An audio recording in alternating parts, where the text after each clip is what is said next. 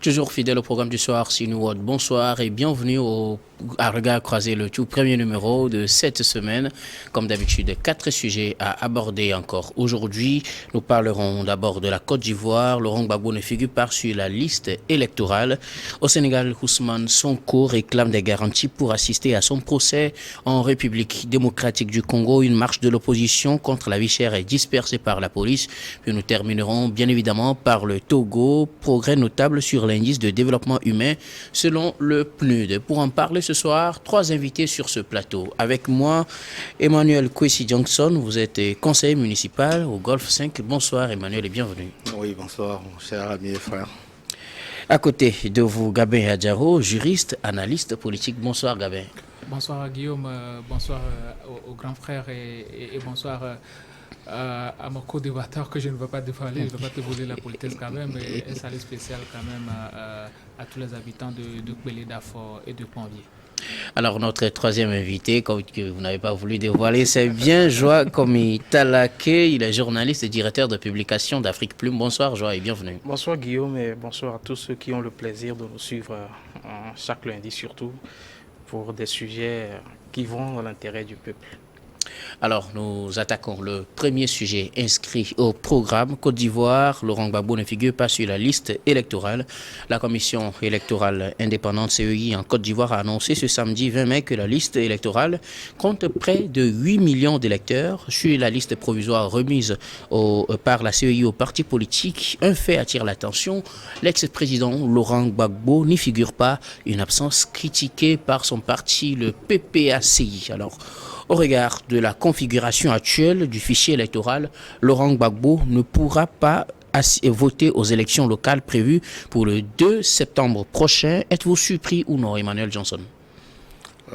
Oui, je vous remercie et puis je remercie nos téléspectateurs aussi pour toujours être fidèles et nous suivre. Oui, je vais directement aller... Pour le dire, je ne suis pas surpris, moi. Et pourquoi? Oui, parce que je ne pensais même pas qu'il allait être encore seul. Il pouvait avoir d'autres personnes dans son parti qui pouvaient donner son aval pour les présenter, pour le représenter valablement. Et puis, il pourrait être un bon conseiller derrière celui-là. Donc, parlons toujours de dauphins. Il faudrait qu'on ait toujours de dauphins en Afrique, qu'on puisse avoir des successeurs. Donc, je ne suis pas surpris. Ici, il n'est pas même électeur en fait. Il ne figure même pas sur la liste électorale. Il ne pourra pas voter. Est-ce que cela, quelque part, ne frustre pas quand on sait que Laurent Gbagbo a été acquitté à la CPI, gracié dans l'affaire de... bon, c'est vrai, il a plusieurs affaires qui le concernent, mais il est quand même gracié dans les affaires qui le lient à la Côte d'Ivoire à l'interne et puis acquitté à la CPI.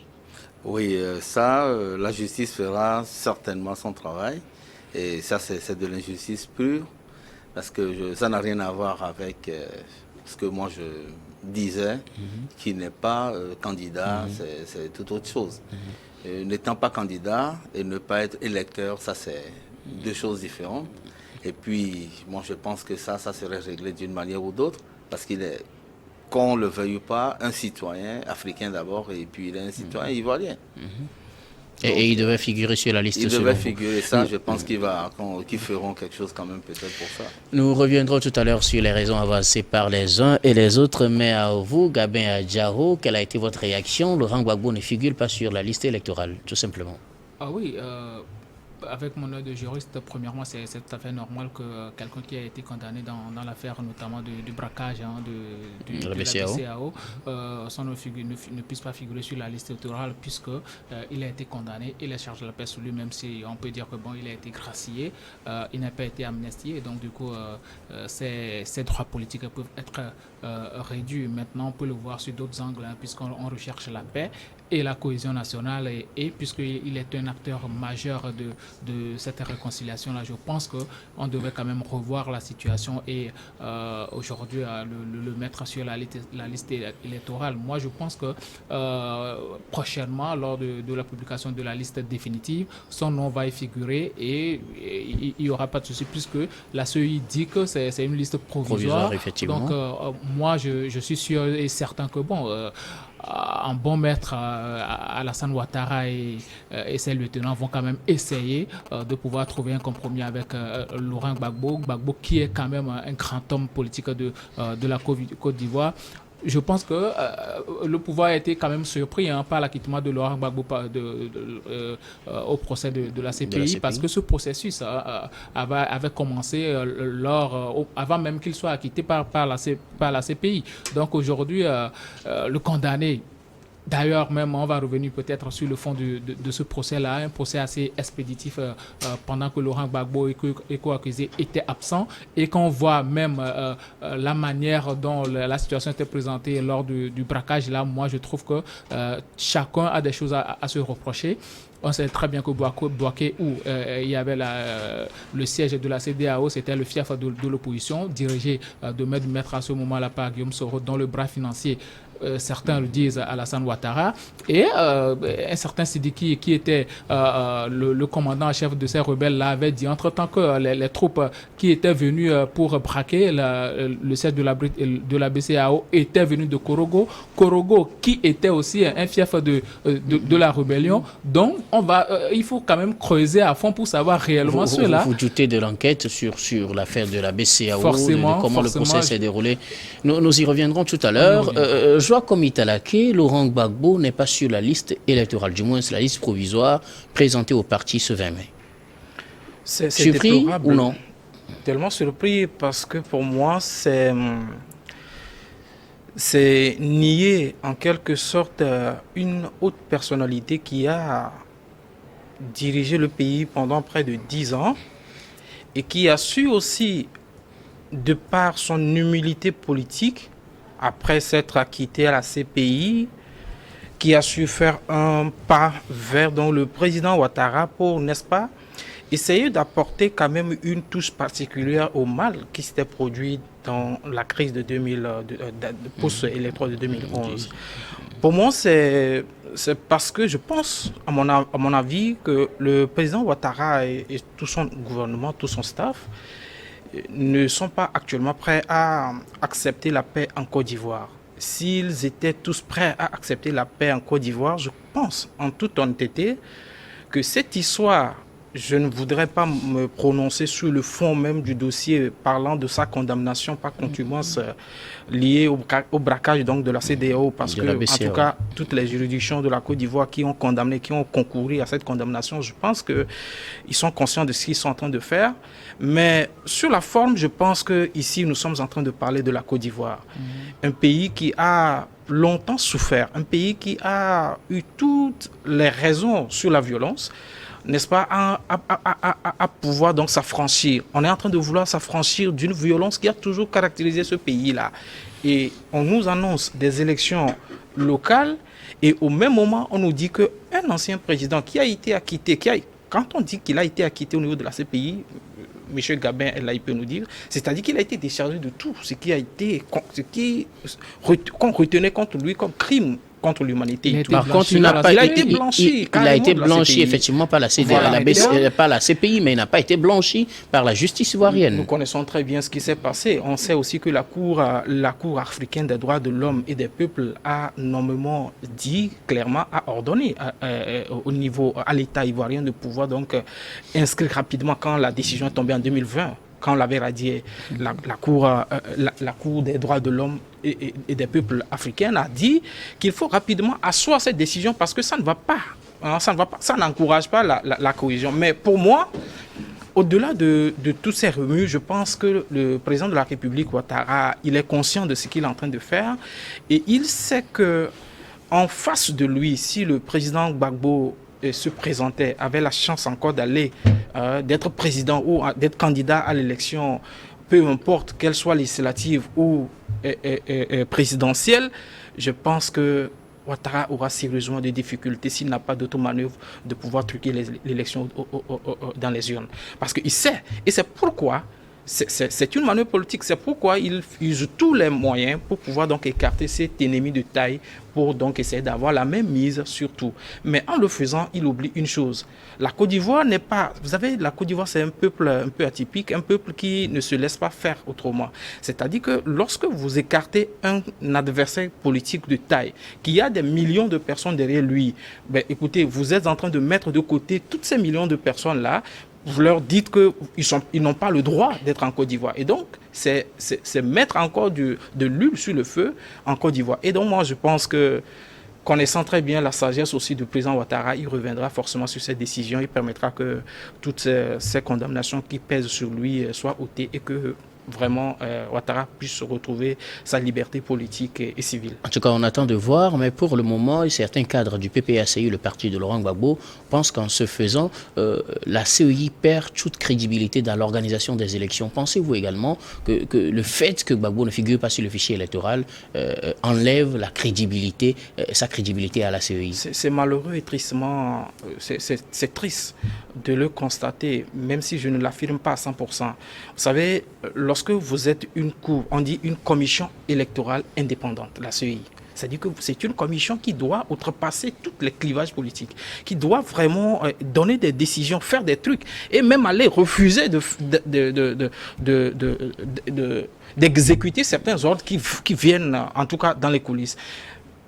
La Cour n'a fait que vraiment appliquer ce qui est dans la loi. Le président de la CEI l'a dit. Il a dit qu'il n'a fait que appliquer ce que dit la loi et que la Cour, la commission électorale indépendante n'a rien inventé. Mais en réalité, cette commission est simplement en train de pratiquer ce que le régime est en train de lui montrer de faire. Et elle perd sa crédibilité selon vous? Forcément, elle le perd parce que du moment où vous êtes en train de suivre un camp au détriment d'un autre et que vous défendez un camp au détriment d'un autre camp, moi je pense que vous êtes en train de perdre de crédibilité. Et merci. Ceci ne donne pas de crédit à cette Cour. Emmanuel Johnson, la CEI est-elle en train de perdre sa crédibilité comme le pense le camp Gbagbo ou comme elle l'avance comme raison le respect des tests qui régissent l'organisation même des élections et donc en prenant en compte le fichier électoral?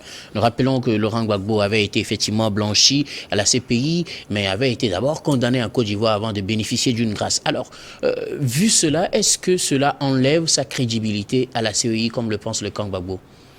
Je dirais non. Je dirais non, parce que moi, je ne vois pas les choses comme ça. La CEI, aujourd'hui, est là, elle est en place, elle dit et elle soutient ce qu'elle est en train de faire. Elle dit que c'est à cause de tel. Bon, mais il va falloir maintenant que l'autre camp aussi puisse présenter ses documents, ce qu'il faut pour toujours valider. Et je pense, cette fois-ci, c'est un poids lourd qui est dans la balance. Et ce poids lourd-là aussi va devoir trouver des manèges pour s'expliquer et dire, mais vous avez fait ceci, c'est cela. Ce qui sont en train de sortir, oui, c'est valable. Ils vont toujours discuter, mais la CEI, moi, je pense aujourd'hui, est d'abord dans son rôle. De ne pas inscrire Laurent Gbagbo sur le fichier provisoire. Elle a quelques documents et quand c'est un fichier provisoire, ben je pense que tout peut se refaire demain. Mais ils vont voir comment est-ce que ça doit être. L'autre aussi doit se défendre. Le camp Gbagbo aujourd'hui se défend qu'est-ce que je veux dire? Ils se défendent déjà. Et ils sortent ce qu'il faut, ce qui s'est passé depuis. Mais aujourd'hui, tout le monde est là, on est en train de voir. Et c'est toujours un pays, comme le disait mon frère tout à l'heure, c'est un pays vraiment qui n'est pas ordinaire, oui. Tout est encore jouable, en fait. Non, mais tout est jouable. Et puis, cette fois-ci, je pense que nous sommes en Afrique et que l'Afrique essaie d'évoluer. Et si la Cour africaine aussi se mêlait un peu, ils vont toujours voir et trouver une solution. Gbagbo, moi je le dis, c'est un poids lourd. Mais la liste provisoire, c'est une liste provisoire. Et on ne sait pas ce qui va se passer demain. Et on espère toujours que ça peut être validé, mais surtout pour qu'il devienne un bon citoyen. qu'il puisse aller aussi jouir de ses droits. Ok, d'accord. Gabin, oui. Oui, vous savez, moi, je suis un peu gêné à chaque fois qu'on parle de ces histoires politiques, justice, élection. Ça fait un peu mauvais pour l'Afrique dans ces circonstances-là. Moi, je crois que la CEI aujourd'hui, bon, la CEI n'est pas... on ne peut pas jeter de l'anathème sur la CEI parce que la loi ivoirienne est assez claire dans ce dossier-là. Mais à situation exceptionnelle, mesure exceptionnelle, je pense que le président de la CEI, Koulibaly, a eu à le dire qu'ils ne font qu'appliquer ce que la loi dit. Ils ne s'acharnent pas sur le président Laurent Gbagbo. Oui. Donc moi, je pense qu'aujourd'hui, c'est beaucoup plus à Laurent Gbagbo, et puisqu'il a des canaux de discussion avec le président Alassane Ouattara et son ami d'hier, Henri Konan Bédié, je pense qu'il faut quand même régler le problème à ce niveau-là et trouver un compromis, puisqu'on ne peut pas écarter aujourd'hui Laurent Gbagbo. Écarter Laurent Gbagbo ou bien Henri Konan Bédié ou encore Alassane Ouattara, les trois là de la politique ivoirienne aujourd'hui, on est en train d'ouvrir des poches de conflit, des portes de conflit. Donc je pense qu'il faut quand même régler ce problème-là entre politiques, trouver des mesures politiques pour permettre à ce que ces gens-là puissent participer aux élections. Aujourd'hui, si on écarte Gbagbo de la liste électorale, ça veut dire que peut-être aujourd'hui on va juste dire que ce sont des élections municipales et tout, mais après il y a les élections présidentielles qui vont arriver. Est-ce que Gbagbo aura cette capacité-là ou bien la possibilité de se présenter à ces élections?